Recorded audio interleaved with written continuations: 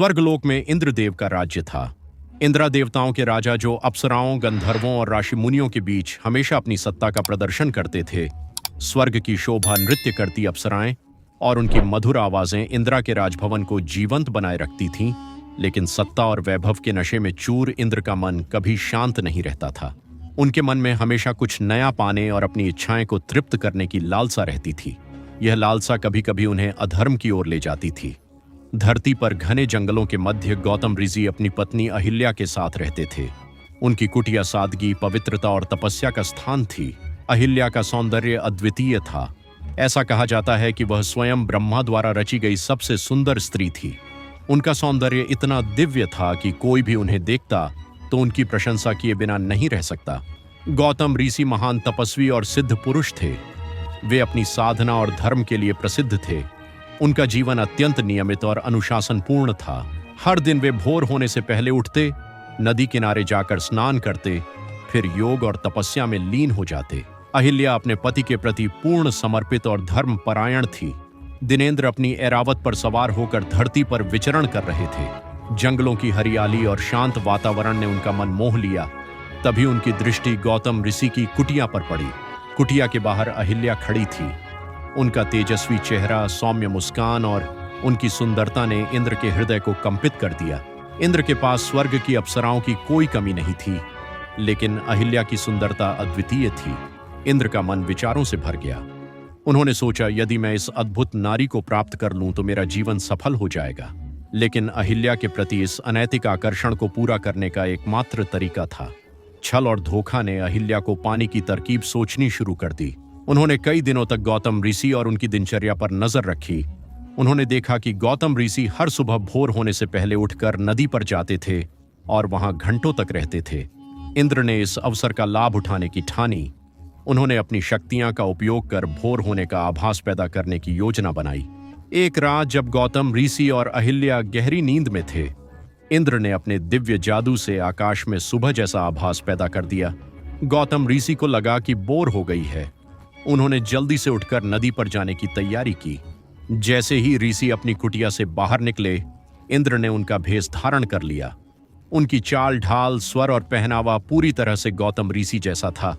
इंद्र गौतम ऋषि के भेष में कुटिया के भीतर गए। अहिल्या ने सोचा कि उनके पति नदी से लौट आए हैं।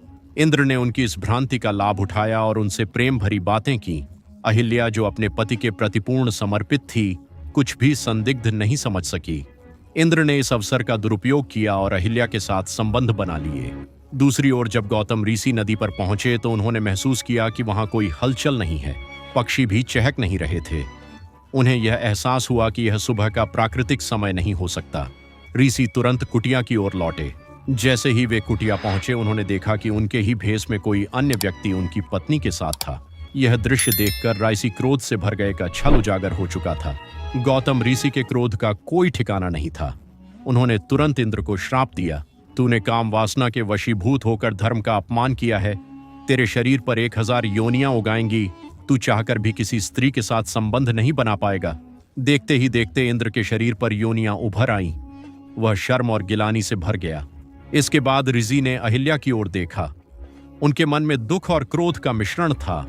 उन्होंने कहा, तुम्हारे पवित्रता का घमंड चूर हो गया। तुम पत्थर बन जाओगी और युगों तक इसी रूप में रहोगी। अहिल्या रोने लगी। उन्होंने कहा, हे स्वामी, मैंने अज्ञानता में यह सब सहा। मेरे मन में कोई छल नहीं था। गौतम ऋषि का हृदय कुछ पिघला और उन्होंने कहा, जब भगवान विष्णु का अवतार इस धरती पर आएगा और तुम्हें स्पर्श करेगा, तब तुम इस श्राप से मुक्त हो जाओगी। इंद्र ने ऋषि से क्षमा मांगी। उन्होंने कहा, मुझे अपनी भूल का एहसास हो गया है। कृपया मुझे क्षमा करें। ऋषि ने कहा, श्राप तो वापस नहीं हो सकता, लेकिन मैं इसे कम कर सकता हूं। तुम्हारे शरीर पर जो योनियां उभरी हैं, वे अब आंखों में बदल जाएंगे। इसी कारण तुम सहस्त्राक्ष कहलाओगे। पत्थर बनकर जंगल में पड़ी रही। समय बीतता गया, युग बदलते गए। फिर त्रेता युग में भगवान विष्णु ने श्री राम के रूप में अवतार लिया। जब राम अपने गुरु विश्वामित्र के साथ उसी जंगल से गुजर रहे थे तो उन्होंने पत्थर रूपी अहिल्या को देखा। राम ने अपने चरणों से अहिल्या को स्पर्श किया। अहिल्या तुरंत अपने दिव्य रूप में आ गई। उनका श्राप समाप्त हो गया। उन्होंने भगवान राम को प्रणाम किया और उनके प्रति कृतज्ञता व्यक्त की। यह कथा हमें यह सिखाती है कि धर्म और सत्य के मार्ग पर चलने में कितनी कठिनाइयां होती हैं। अधर्म चाहे कितना भी शक्तिशाली क्यों ना हो, उसका अंत निश्चित है। इंद्र को अपनी काम वासना के कारण अपमानित होना पड़ा और अहिल्या को छल का शिकार होने के बावजूद अपनी पवित्रता और तपस्या से मुक्ति मिली। आपको ये वीडियो पसंद आया हो तो जरूर लाइक करें और नोटिफिकेशन बेल आइकॉन को दबाना न भूलें। हम मिलते हैं आपको अगले वीडियो में एक और रोचक कहानी के साथ। तब तक के लिए राधे राधे।